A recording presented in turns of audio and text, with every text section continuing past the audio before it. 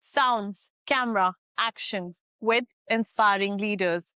In today's episode, we'll explore the term cultural and relational pedagogy, what it means and how it helps in the classroom. We are joined by Ms. Hilary, Head of Secondary at Victoria International School of Sharjah. Thank you so much for joining us Well, today. thank you for having me, Zanette. Thank you. So, to start our conversation, tell us more about this term, cultural and relational pedagogy. Okay, so it's something that's very near and dear to me. I like to start with talking about what it's not. I think that there are people that when they hear, in particular, the word cultural pedagogy, they think in terms of deficit thinking. Cultural and relational pedagogy isn't tailoring and raising one particular cultural group. It's not deficit thinking where you make things easier.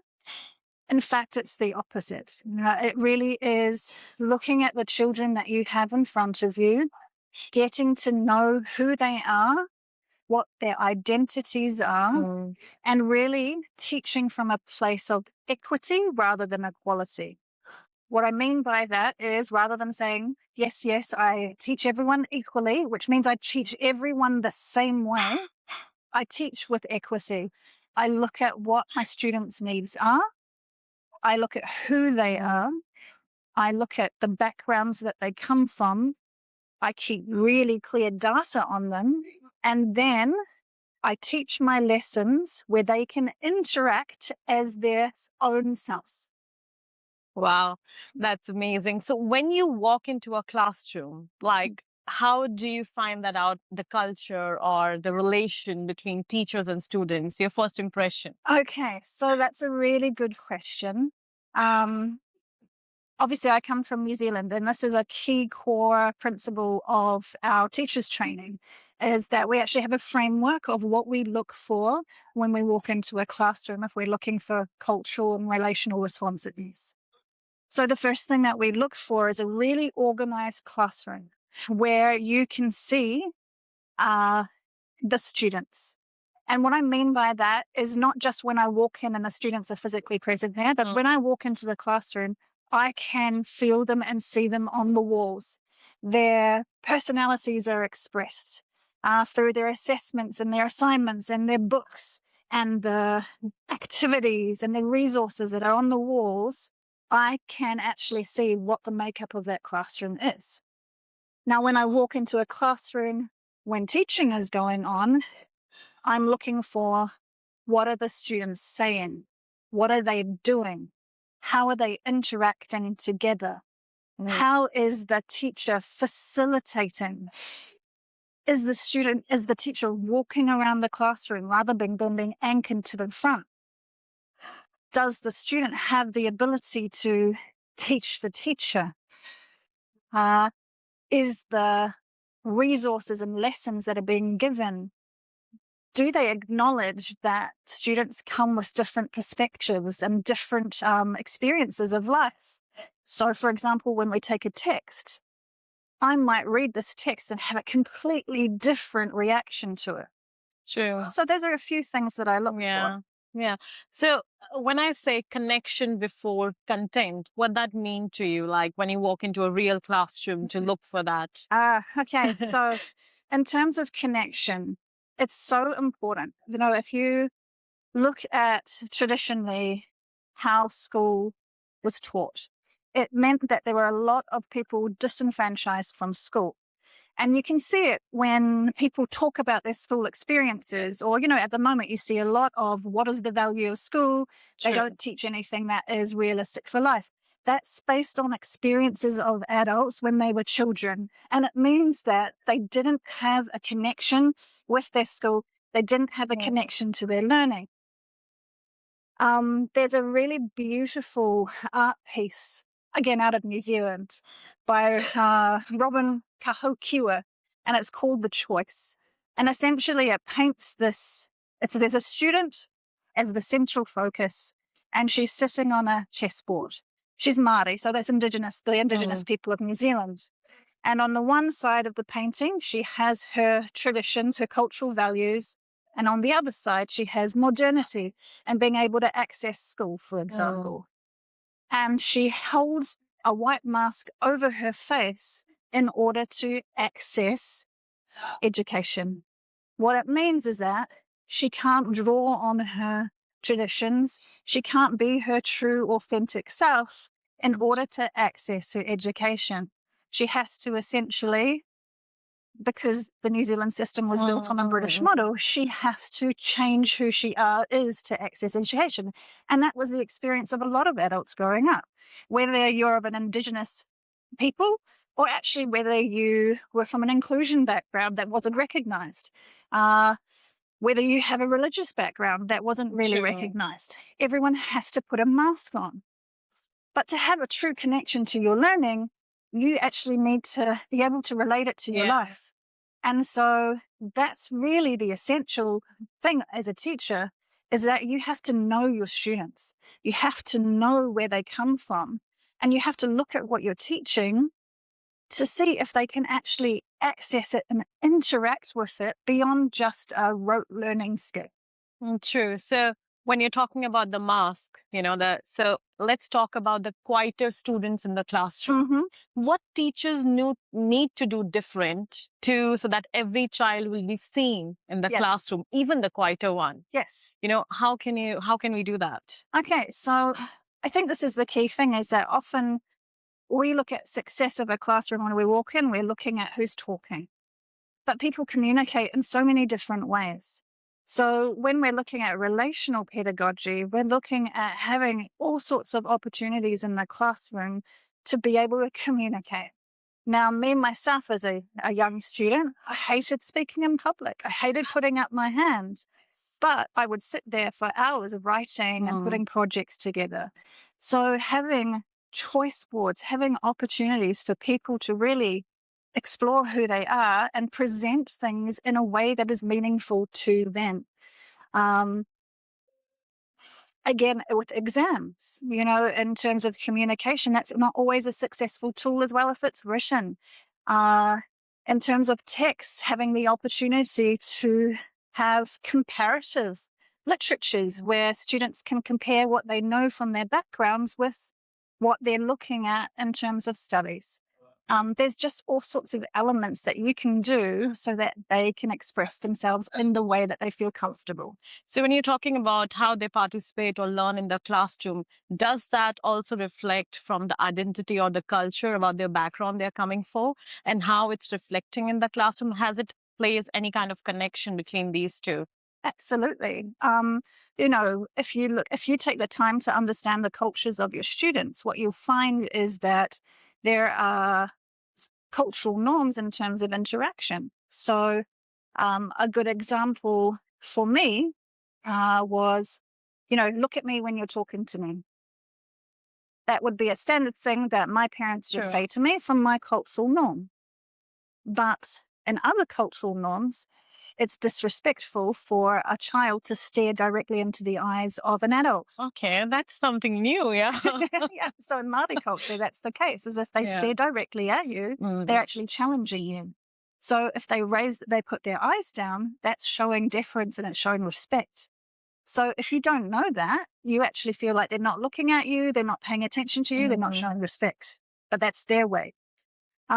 So knowing those cultural backgrounds can then help you understand and not just assume that your way is the way that they see the world.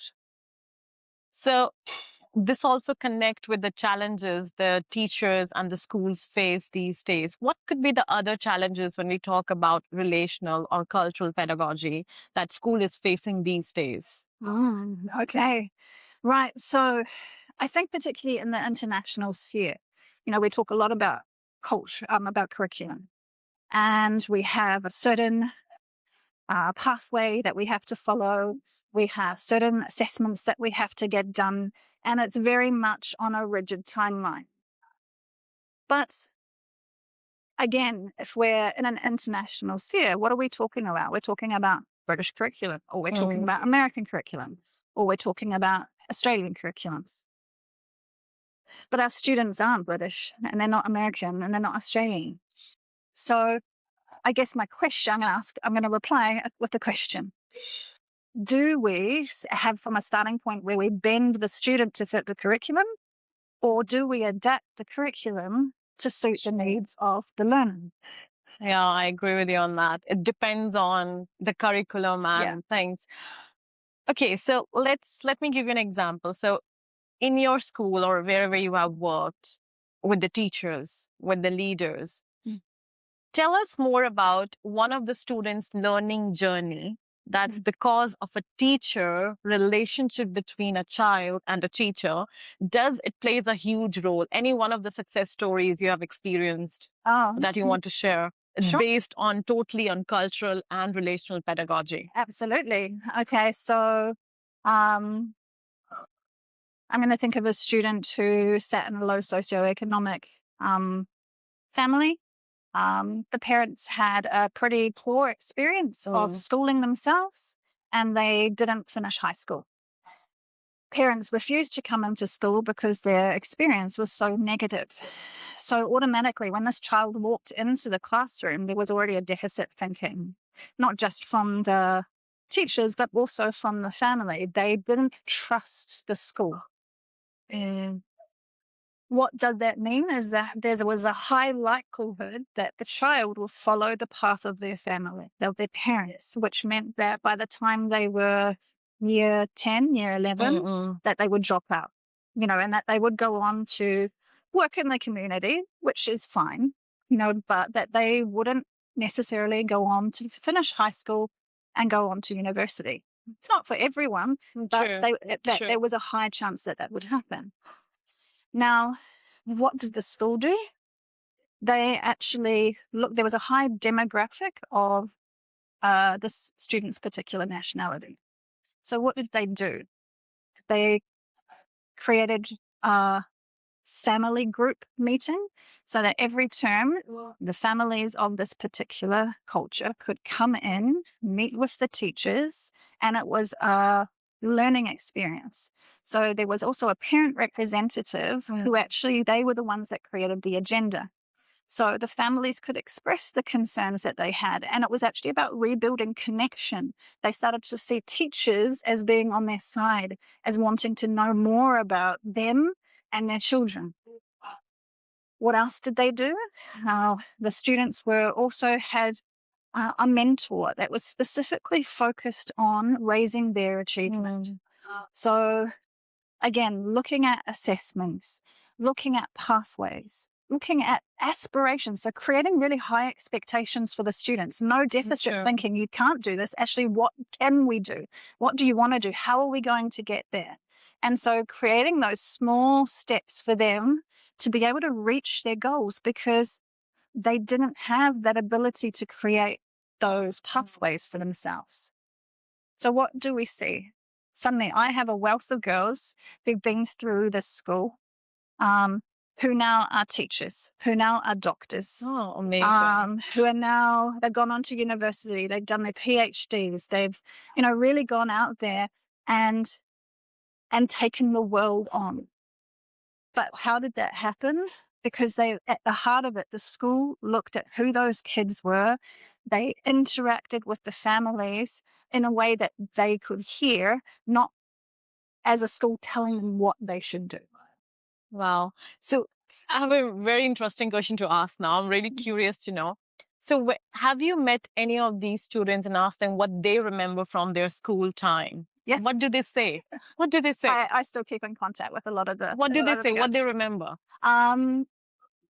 They talk about the relationships they have with the teachers. Exactly. At the end of the day, they don't remember, I did this topic, I passed this exam, because they go on to have larger lives. But what they do remember are those small conversations with teachers. Simple things like, this teacher actually learned how to say my name properly, because my name was part of my identity, this teacher was here for me at this time. I loved the way that this teacher would always get down at my level to talk to me. I loved how the teacher never yelled but stayed calm. Those are the things that kids remember. And That's what we're trying to convey to the leaders and the teachers, because when the child leaves the school, even when we left our school, what do we remember? So Exactly. to make that experience more meaningful when they grow Yeah, older, to remember, they should not be scared of telling their school stories. Yeah. absolutely. So I think that what we are trying to Mhm. create, the culture and the relationship Well, this as is the well. thing, is that if you manage to create that for a child, it means that we break that cycle, right? So in Yeah. the relation to the girls I'm talking about, where their parents had such a horrible experience of school and felt never heard and never seen, these girls will now pass on to their families a completely different view of school and a different view of how you interact with your teachers. However, you need the school that their children go to carry on that model and that way of thinking. Great. And what do you do different to, introduce this in your team when you talk about culture and relational Yeah. pedagogy? What do you tell them? So for me, the real key thing is data. I know it's teacher's favorite thing, but what I mean by that is, in order to know your student, you have to actually keep key data Yeah, on them. exactly. So I always give the example, if you walk into my secondary, you'll see that there's a data sheet that all teachers have. And it's not, you have all the academic data, you also have all the wellbeing data. So I have my CAT4, I have my teacher judgment, but I also have data on sleep. I have data on digital well-being. I have data on their spiritual sense of self, so their sense of their own identity.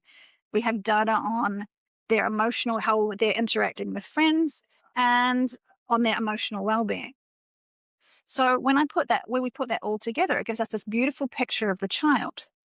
Now, why is that so important? If I look at CAT4 data and I see that this child has all this potential, untapped potential, but for some reason in my classroom, they're not getting there. What's missing? Okay, let's look at our well-being data. Oh, okay, I can see this child is getting 4 hours of sleep a night.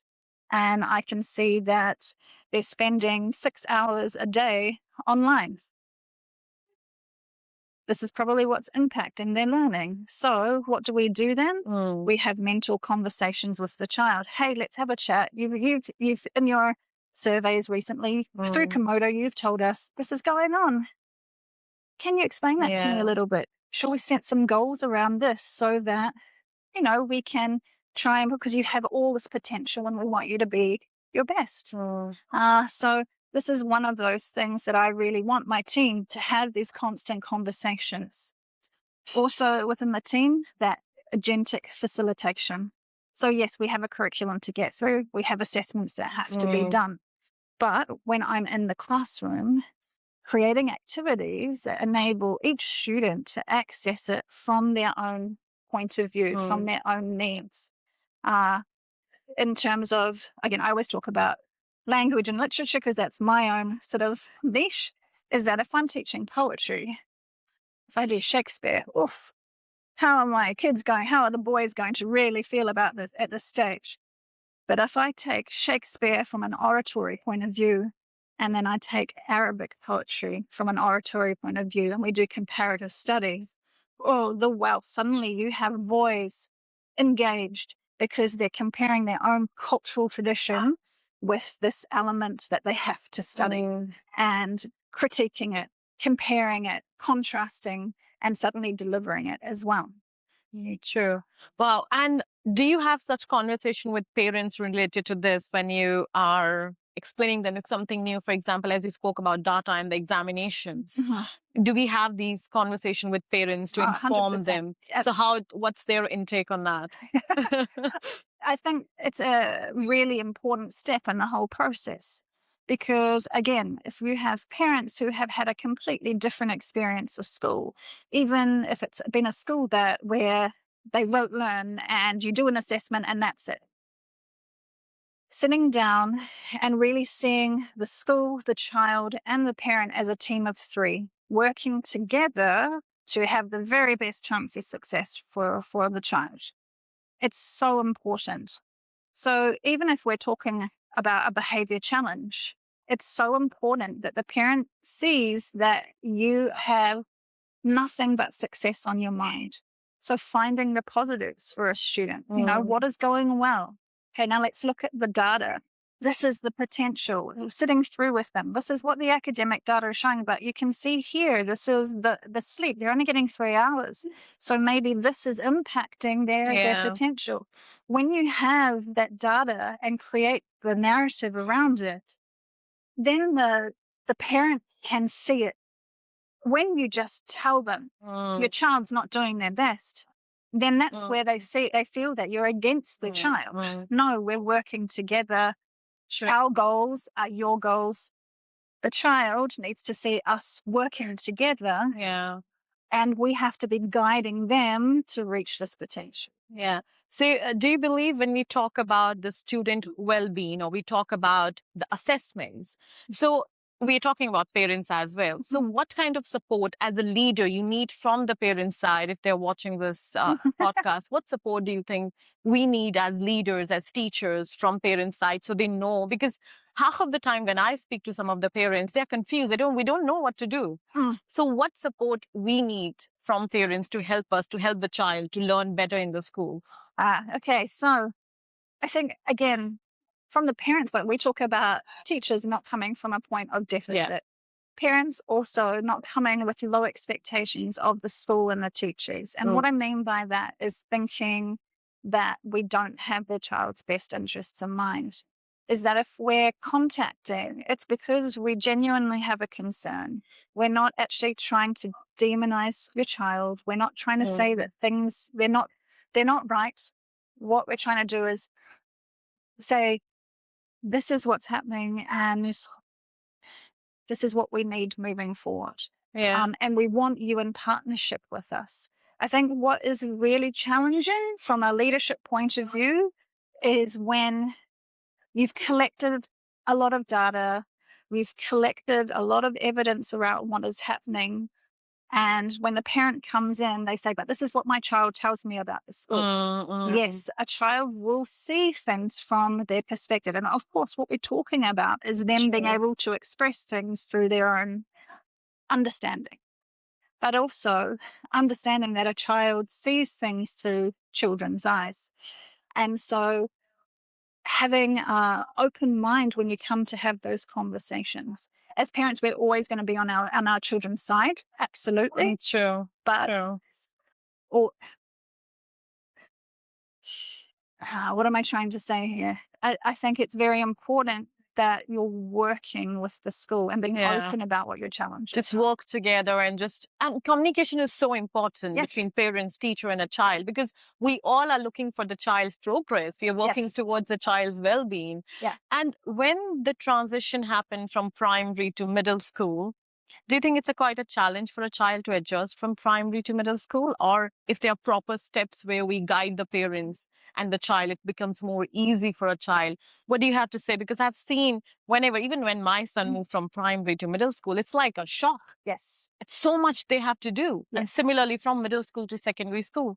So where we need to work as a school, as teachers, as parents, so that this pressure will go smoothly, like not kind of a shock. And I do believe that this is work that schools really have to do, is that in order for that transition to go really well, parents need to have a full knowledge of what's coming. And so, a simple one meeting webinar about what's coming next year, it's not enough. Even for the child, a 1 week, head start, whatever you care to call it, it's not really enough to prepare both the child and the parent for what's coming. And what you find is that the children do transition faster. It's the parents that get very anxious, particularly that move from primary to middle school.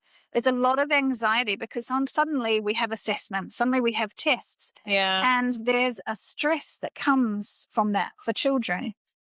And as parents, we're not used to that. We're used to seeing our children happy and going to school and playing, coming home. And now they're coming home and saying, I've got this test and I have this homework and I've got to do this.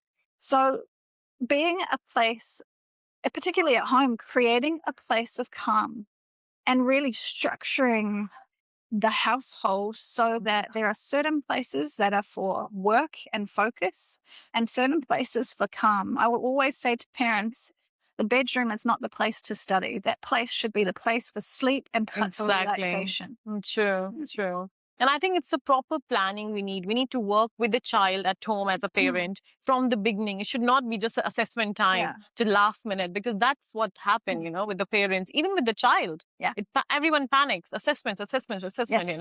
So, And I think also it's not just assessments, is that when we transition into middle Yeah. school, is that what comes with that is a lot of hormonal change, developmental Exactly. change. And arguably it's the most challenging time for a parent because they're watching their child become someone else. And sometimes you don't recognize who they are anymore. And so that's really important. This is where relational pedagogy comes in so Yes. much, is that if you have built this in your schools, is that the parents will feel comfortable to come in and say, I'm experiencing this at the moment. Is it happening at school?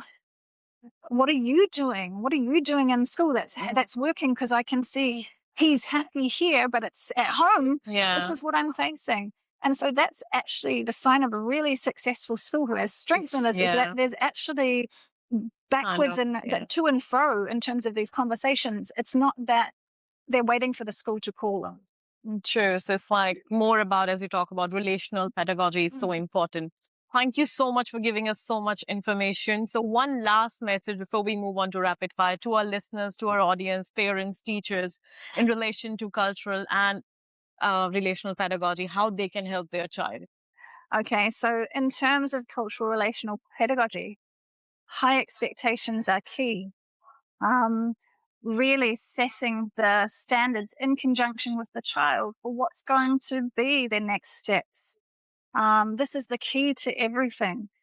If you are positively reinforcing things, if you're modeling what students have the potential to become, if you're listening to them, if you're actually letting them ground their learning in their own identity and who they want to be, it doesn't mean that we throw away the curriculum, and it doesn't mean that we throw away assessment as it always has been.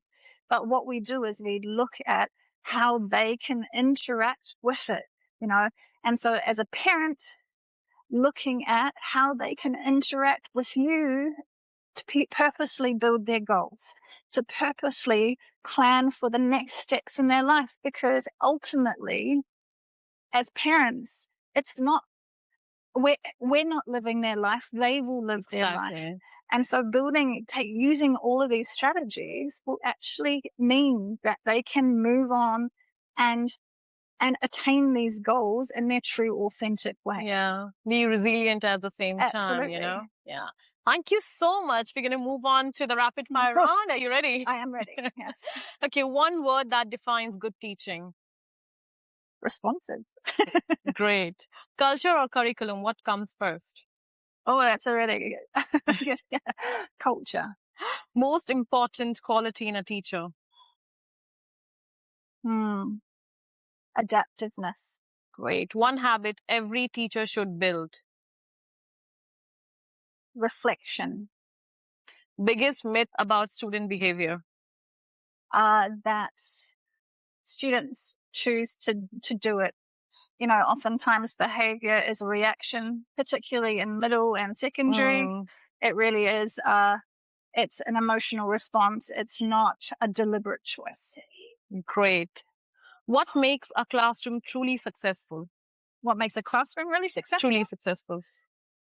A classroom where everyone can interact in the way that they can. Amazing. Morning person or evening planner? Evening person, definitely. You've seen my emails at 12 o'clock. One emoji that represents teaching. Sorry? One emoji that represents teaching. For me, it's the party. Finish this sentence. Great teachers always. Great teachers always know who their students are. Amazing. Thank you so much for joining us today.